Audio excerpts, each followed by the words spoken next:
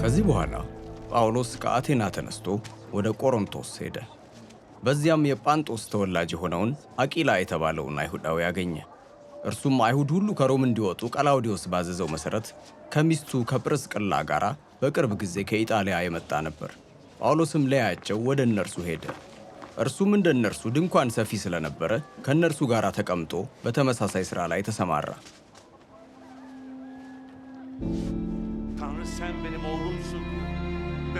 በየሰንበቱም ከአይሁድና ከግሪክ ሰዎች ጋር በምኵራብ ውስጥ እየተነጋገረ ሊያሳምናቸው ይጥር ነበር።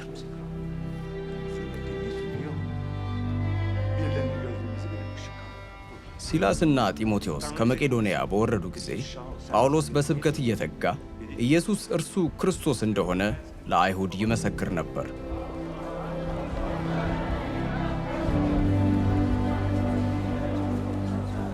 ነገር ግን በተቃወሙትና በሰደቡት ጊዜ ልብሱን አራግፎ ደማችሁ በራሳችሁ ላይ ይሁን፣ እኔ ንጹሕ ነኝ፣ ከእንግዲህ ወደ አሕዛብ እሄዳለሁ አላቸው።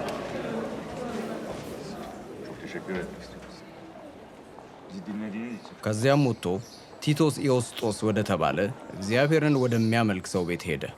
የዚህም ሰው ቤት በምኵራቡ አጠገብ ነበር። የምኵራብ አለቃ የነበረው ቀርስጶስ ከቤተሰቦቹ ሁሉ ጋር በጌታ አመነ። ጳውሎስ ሲናገር የሰሙ ብዙ የቆሮንቶስ ሰዎችም አምነው ተጠመቁ።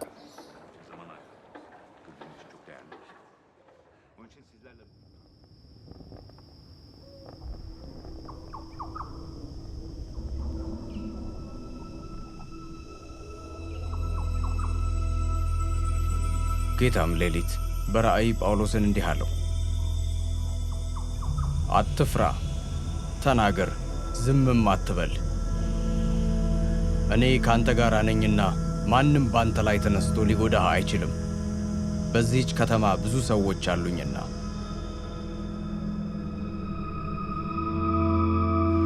ስለዚህ ጳውሎስ የእግዚአብሔርን ቃል እያስተማራቸው 1 ዓመት ተኩል አብሯቸው ተቀመጠ።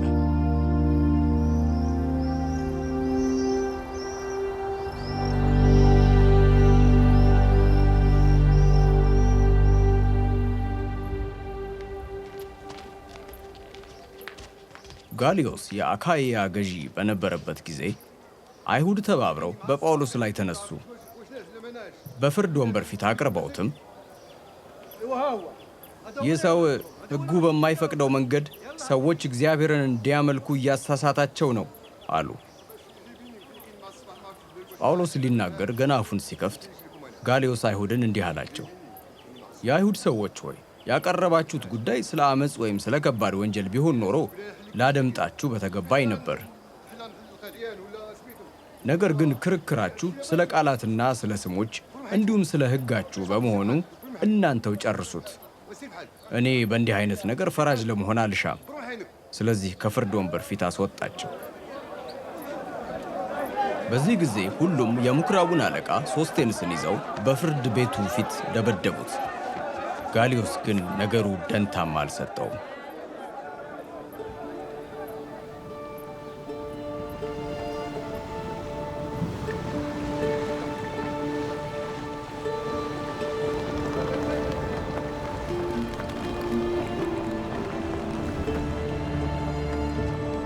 ከዚህ በኋላ ጳውሎስ ብዙ ቀን በቆሮንቶስ ተቀመጠ። ከዚያም ወንድሞችን ተሰናብቶ ከጵርስቅላና ከአቂላ ጋር በመርከብ ወደ ሶርያ ሄደ። ስዕለትም ስለነበረበት ክንክራኦስ በተባለ ቦታ ራሱን ተላጨ።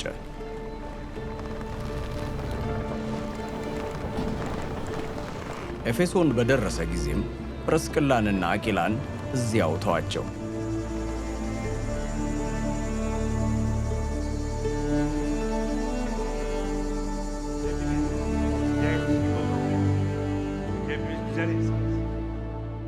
እርሱ ራሱ ግን ወደ ምኵራብ ገብቶ ከአይሁድ ጋር ይነጋገር ነበር።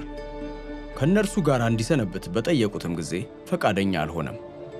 ነገር ግን ሲለያቸው የእግዚአብሔር ፈቃድ ከሆነ ተመልሼ እመጣለሁ አላቸው።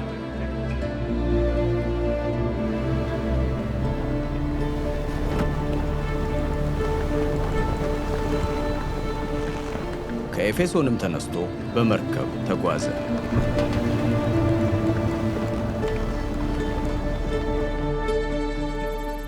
ቂሳሪያም በደረሰ ጊዜ ወጥቶ ለቤተ ክርስቲያን ሰላምታ አቀረበ።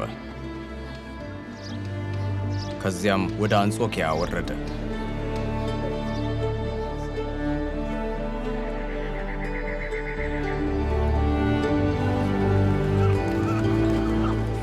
በአንጾኪያም ጥቂት ጊዜ ከቆየ በኋላ ከዚያ ተነስቶ በገላትያና በፍርግያ አገሮች ከቦታ ቦታ በመዘዋወር ደቀ መዛሙርትን ሁሉ አበረታታ።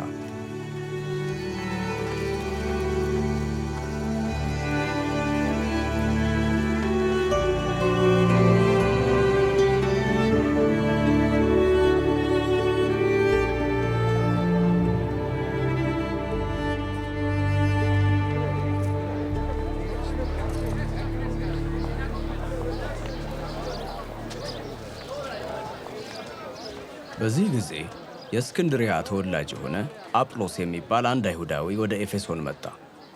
እርሱም የተማረና ቅዱሳት መጻሕፍትን ጠንቅቆ የሚያውቅ ሰው ነበር።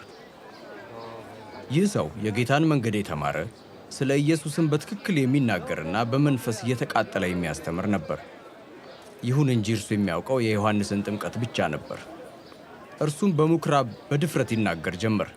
ጵርስቅላና አቂላም በሰሙት ጊዜ ወደ ቤታቸው ወስደው የእግዚአብሔርን መንገድ ይበልጥ አስተካክለው አስረዱት።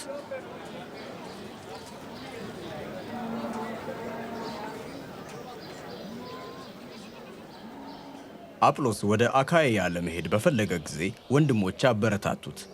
በዚያ የነበሩት ደቀ መዛሙርትም እንዲቀበሉት ደብዳቤ ጻፉለት።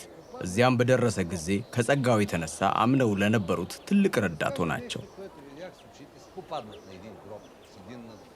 ከቅዱሳት መጻሕፍት እያመሳከረ ኢየሱስ እርሱ ክርስቶስ እንደሆነ ከአይሁድ ጋር በጽኑ በመከራከር በሕዝብ ፊት ይረታቸው ነበርና